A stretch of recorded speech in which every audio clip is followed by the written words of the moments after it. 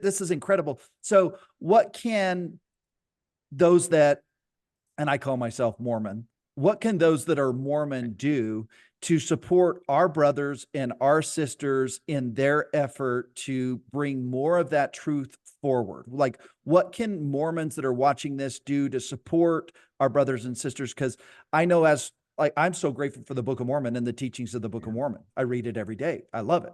I would die for it, right? So what can we do to support the Ojibways or the Cherokees or all of these nations that are now coming together, and we're now in a place where we can create these platforms where they can speak and tell their stories and their truths to confirm what we've learned in the Book of Mormon? Well, we can speak your language too now. That's another gift. So I guess the first thing is get your heart in the right place. I'd say do your part, P-A-R-T. Pray, act in faith, rely on the Spirit, and trust that what's occurring is from the Lord. That's number one. Number two, read your Book of Mormon. Read it. Not, oh, I believe it's true, and you scan through it. Sit down every day and read it. And the third thing is believe that it is true, that it is your right to know that it's true, not by faith alone. And if the prophecies are true, these are words and sayings from prophets. These are people that are chosen by God Almighty to help you. If they were really helping you, then what they said was true, and that the day would come where we would stand up, able to stand up, and we would say, "You're my brother. Welcome home. And will you welcome us into our home?" So have an open heart. Now, all I said, this is it. Hey, we're going to bring some scrolls out. We're going to confirm that, yes, we came here after the flood, after the tower. Yes, we're going to confirm we came here after the Creator's Lodge was destroyed. Yes, Adam and Eve are really from here. Yes, Joseph Smith was actually called and given what it is that we carried that was really in fragmented portions, but because we had messengers too. We had people that endured generation to generation that made sure a fraction never disappeared. Don't assume our authority disappeared. Don't assume that the story of the Good Samaritan was not told for you, because it was. As that broken man laid next to that well, and who came first? Those that had the authority with the big walled buildings and said, I guess he must have deserved it. And it was those that were the lowest, the Samaritans, and not only just the lowest, the woman Samaritan, which were lower than the lowest at that time, that helped him out. And you know what happened? The ADT alarm system was turned off and that temple was drugged to the ground. Don't let that be you. Don't let that be you, because we're trying to fulfill our destiny. And our destiny says that in the age of the seventh fire, that we will remember and we will speak and we will be heard. And when you are given the opportunity to choose the path of charred earth or prosperity and brotherhood, you are going to choose to be willful participants in unity, because we're brothers. Don't get caught up with the divisions created by media. Don't get caught up with that nonsense. No river, mountain, stream, no prairie, no forest, no ocean can divide our family. We're on a small blue, green, brown, rainbow-colored miracle, falling in infinite darkness, and a ball of fire right next to us. I am glad you're with me. We are spirits, and if you believe it's true, then you have to live it. We are spirits lowered here. We are spirits in bodies. Don't judge each other over the bodies you're found within. And you are called to live the good way. We'd say, Mino bimades win. And the good way means don't cast your brother aside. Deal equally with the widow, beggar, and organ. The widow, better, the widow. I bit my tongue off when I was 5.5, so you got to bear with me here, okay? Sometimes the sides don't move right. We are called to deal equally with the widow, beggar, orphan, and professing sinner as equally as your spouse, brother, child, and professing saint. So do your part, pray, act in faith that what's happening is for your good. Rely on the Spirit to bring these things to pass, and trust this is of the Lord. And if it sustains your faith, the very thing you tell to those regular Christians, accept us because we build upon what you have. Don't reverse that judgment on us. We are building upon what you have. And if you are Mormons, and you are Mormons, you are following the teachings of Mormon, that he safeguarded for you, gave his life for you, passed to his son for you, a son who fulfilled his mission for you to be able to be here today. Don't do to us what they did to you. Give us the chance to speak. And don't find reasons to belittle and demean and to say, question identity. Well, then we'll question yours. You state that what you have comes from the Native American. Well, if you attack the Native American trying to sustain that, what's that do good to you? If you attack the Jew who's standing with the Native American right now, right? Then how can you claim to have anything from the Native American or the Jew? What if they both just said, well, then fine, you can't speak for us. You're blind. How would you be any different than that priest who looked at that broken man and said, you must deserve what came to you? It's not true. We're here to help you because he's coming back. We know this to be true. And we're told that in these days, these things will be gathered in the land of the hilly country. And when that happens, that bright light will be brighter than the sun in the sky coming from the east. But don't fear, because that's the great peacemaker coming to fulfill his promises. And he always keeps his promises. That's a lot. Legendary. Trevor, David, you guys long-winded, brother. You're like my grandfather. He had the gift of gab, but it's a blessing. That's incredible. It came slow. Hey, listen, I was 5.5. I severed my tongue, carried it home in my hand. Mom lost her ever-loving mind. Didn't talk for a year, had a lot of time to observe, and then something happened. The moment I started to talk, I was kidnapped for 2 years, lived in the Cascade Mountains of Oregon and Washington, and spent most of my time in nature alone. And that's where I found my creator, my Father in heaven, that great spirit that was moving with me. I even befriended a moose. I'm not even kidding you. A bull moose who used to come and sit with me next to a hot spring I found. And then when they found us, they helped me to speak. And at that time I spoke, and I was very fortunate. Before that happened, I was baptized. I remember my missionaries, and if they ever see this today, I know they're living. Elder Martin, Elder Zugi, your effort for my family is well noted. My mother was the black sheep. Why was she the black sheep? As we like to judge each other within the church, even those that are in the church saying, I'm not in the church. What are you talking about? I can be in both camps as one. It's one family. And my mother had a violent thing happen to her as a teenager, and she never recovered, and she went the wrong way because there were too many of those surrounding her that judged her as a young child for the struggles in her heart, the scars, as Jody talked about, that were left there by other people. And so my mother was troubled, but thank goodness she was smart enough and knew enough within her heart to let me be baptized. And so the Spirit was with me and protected me. And then when I could speak, right, I cared more to listen first. And I listened to my elders from the restored church, but I also listened to my elders from that was never taken away. And this is my message to the church, and I hope you don't cut this out. But do not forget that we had elders that endured upon our land so that we would be here to talk to you. How old were you when you... go ahead, sorry. David. I've got questions. Go fire away. How old were you when you were kidnapped? The summer after I turned 9. It would have been this month in 1987. How old were you when you were baptized? I was 9 years. I had literally just turned 9 years old. It was May of 1987. Were you kidnapped by a family member or a stranger?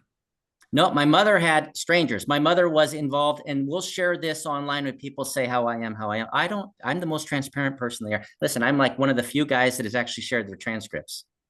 I love Okay. it. Listen, I have a book and I have a statement in my book and it says transparency is a superpower. It is And a and the gift. yeah, it's a superpower. So keep going. Listen, whenever you see a candle lit, that's transparency. You will see the darkest shadow around the candle. Okay. So I find that, well, if I light the candle and the dark shadows come, it must be because I'm doing what I'm supposed to be doing. Okay. So my mom was involved with biker gangs.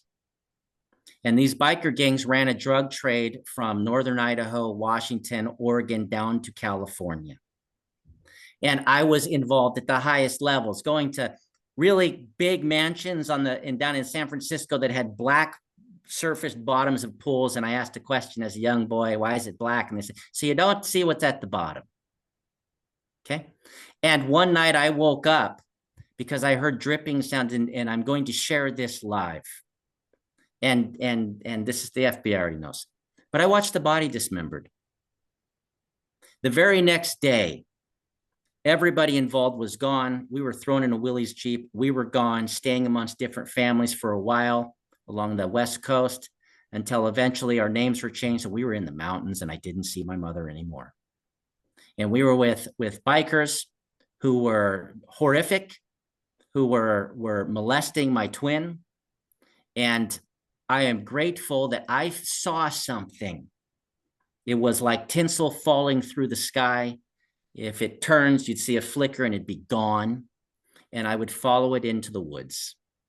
And then I would disappear every day. And when I came back, they would never freak out. They were more happy that I just was gone. It's not like I could have gone anywhere because of where we were at.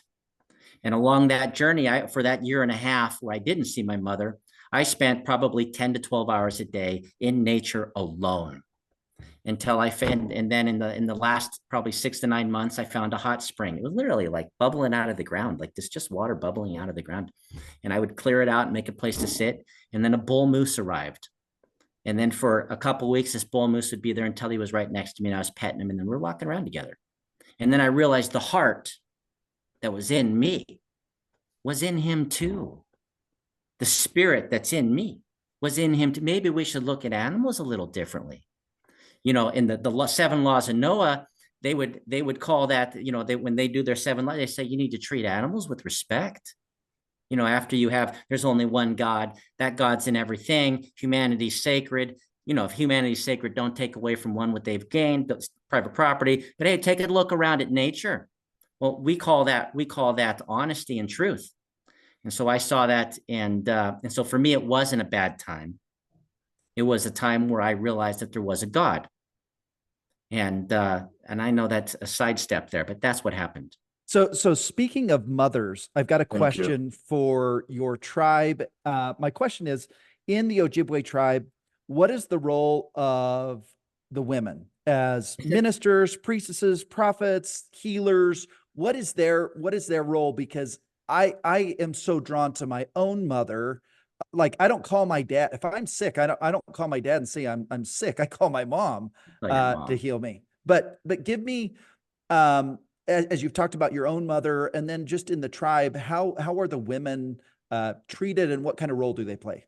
Well, I first want to say that I had the greatest grandmothers that any child could have. My grandmother, Beverly Jean Bushnell Taylor, was a literal saint. And my grandmother, Patricia Rose Breen Brunel, was equally a saint. And so the mother in our tradition, but also in my experience as a child with the church, sets the direction. We use the feather to try to teach this teaching. We're not like, they picked up a feather, waving a feather around. No, I already told you the drum represents, we're trying to, everyone hear it, take you back to the womb. The feather is trying to teach you as a man that, and I'll just tell you, you have the priesthood to catch up to the mother. They have creation inside them. They made your heart inside them. You are the one who has to catch up. Amen. The thin side of the feather represents the direction. The mother already naturally thinks for the generations that are unborn. The mother looks at her children, grandchildren, great-grandchildren, and calls them her own fully. and she thinks for them. It is us men. It's us who see the things we can pile up for ourselves, and then we in turn harm our mothers. And is not your wife a mother?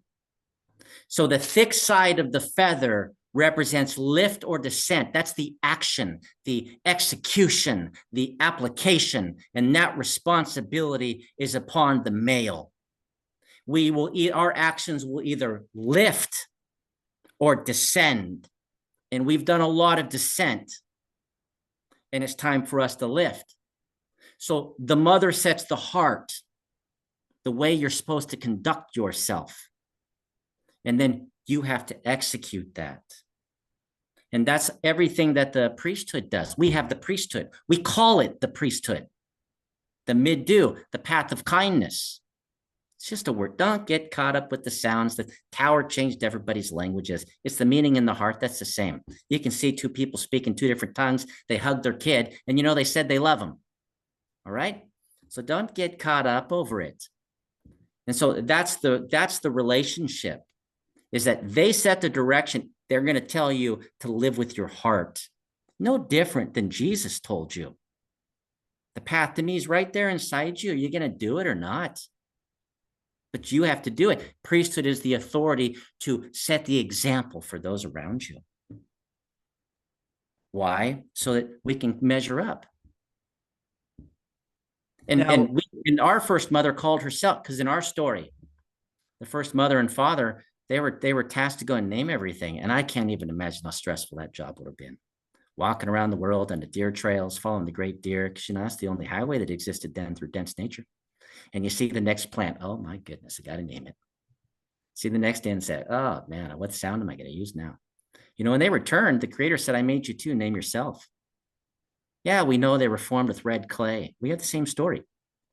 And the father said, I gave sound to all things. So I'm kindness. And I want my children to live with kindness for all things. And the mother said, I bear fruit, and my fruit covers the earth. I am the fruit of life. Ode amen. And it just means she's the fruit of life. And we got to remember that your mother, your spouse, your daughter, they are no different in sacredness as that first mother. And it's your responsibility to produce the environment for their love to extend. So speaking of the first mother and father, is there story in your lore that corresponds with the temple? I know there's a lot of people that believe that Joseph Smith actually got the endowment from the Native Americans. Did you find that I'm sure you've been through the temple or been to the temple? Do you see correlations in your people and what they're practicing that corresponds with the temple? This is why I tell everyone you need to step back and remember the three Nephites before you start saying about authority, this and that. Okay. I'm going to tell you, I was a teenager. Okay. 1995, when I was initiated by James Greatwalker at the Turtle Mountain Indian Reservation, the Chief Midegah. He'd be like the high priest, like the guy. And he was sent over and he worked with me, and I had gone through the lodge. I had never been through the temple. I'd gone through 4 rooms, pre-existence, in 3 chapters of this first mother and father, men and women sitting on the left and right, doing signs and tokens. There's something in our hand. And going to a curtain, getting it, or going to elders and getting a name that the creator is going to know me by when I step through into the 4th room. I didn't know anything about the LDS temple. It was December of tooth, and this is important. So I didn't know, and I certainly didn't talk to we made covenants that these things are sacred and you don't share them outside of where you're at. They used to do that in the temple too, that you have. And so it was 2000, and my uncle had said, hey, you're too smart. I was a weird guy that thought, oh, God's going to tell me what I'm supposed to do. I'm top 10 in the country in the 5,000 meters in high school. I was a first-generation high school graduate. I'm an Indian. I'm the guy that could go to college for free, and I didn't go. Because I said, I'm going to wait I was at a family reunion. And I'm going to wait for God to tell me what to do. And he said, you're going to be 50 years old, and you're going to be homeless.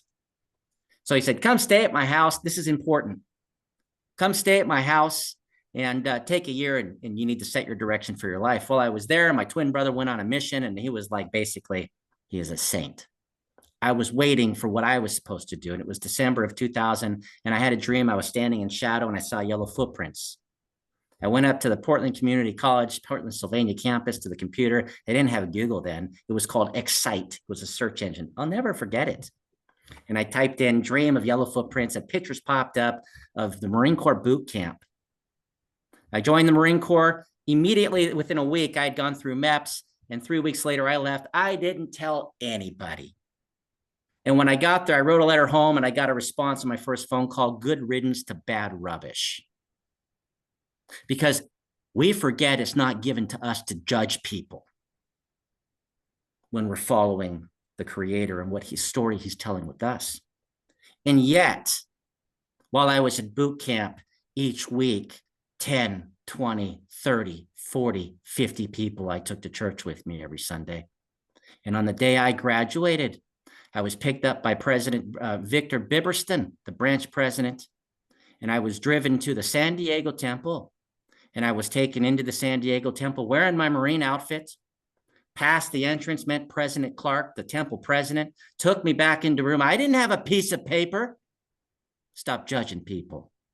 And I was sat down and given my Melchizedek priesthood in the temple and my temple recommend. And then I went through the temple. And then I realized these are the same. Wow.